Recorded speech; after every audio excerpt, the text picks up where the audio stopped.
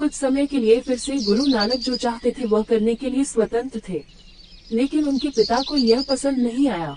उसने अपनी पत्नी माता तृप्ता से कहा, हमारा इकलौता बेटा अपना समय बर्बाद कर रहा है, वह कोई उपयोगी काम नहीं करता, उसे अपने समय का बेहतर उपयोग करना चाहिए, उसे मवेशी चराने देना कैसा रहेगा। माता तृप्ता ने उत्तर दिया, यह एक अच्छा विचार है, उसे जंगल में घूमना बहुत पसंद है, एक पशु चरवाहे के रूप में वह अपना दिन जंगल में व्यतीत कर सकता है, वह उसी समय कुछ उपयोगी भी कर रहा होगा। मेहता कालू ने अपने बेटे को बताया कि वह उससे क्या चाहता है।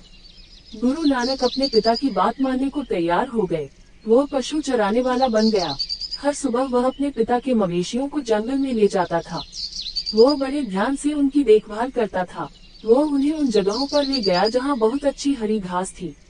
गुरु नानक ने हर समय अपना मन ईश्वर में लगाया। दोपहर के समय वह मवेशियों को छायादार वृक्षों के झुरमुट में ले जाता था। तपती दोपहरी में मवेशी वहीं आराम करते थे।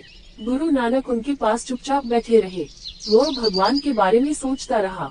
कभी कभी वह नर्म हरी घास पर लेट जाता और सो जाता। एक दिन वह मवेशियों को चरते देखने के लिए एक पेड़ के नीचे बैठ गया। वह भगवान के बारे में सोचने लगा। जल्द ही वह मवेशियों के बारे में सब भूल गया।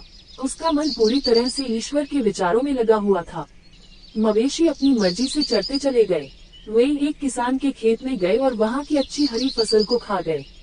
खेत के मालिक किसान ने मवेशियों को अपनी फसल नष्ट करते देखा और क्रोधित हो गया। वह मवेशियों की ओर दौड़ा और उन्हें अपने खेत से बाहर निकाल दिया। इसके बाद किसान राय बुलार चला गया। उसने उससे कहा, मेहता कालू के मवेशी मेरी फसल खा गए हैं।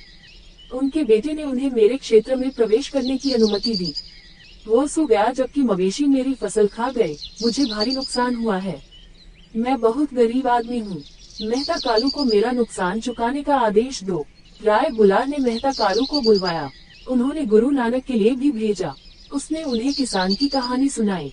उन्होंने मेहता कालू से किसान के नुकसान की भरपाई करने को कहा। यह सुनकर मेहता कालू को बहुत दुख हुआ। वह अपने बेटे से निराश था, लेकिन वह उससे बहुत प्यार करता था। मेहता कालू किसान को मुआवजा देने पर राजी हो गए। हालांकि गुरु नानक, जो शांत और चुप थे, ने राय बुलार से पूछा, क्या आप किसी को क्षेत्र का निरीक्षण करने के लिए भेज सकते हैं? वे देखें कि मेरे मवेशियों का क्या नुकसान हुआ है, तब आप हमें बता सकते हैं कि कितना भुगतान करना है।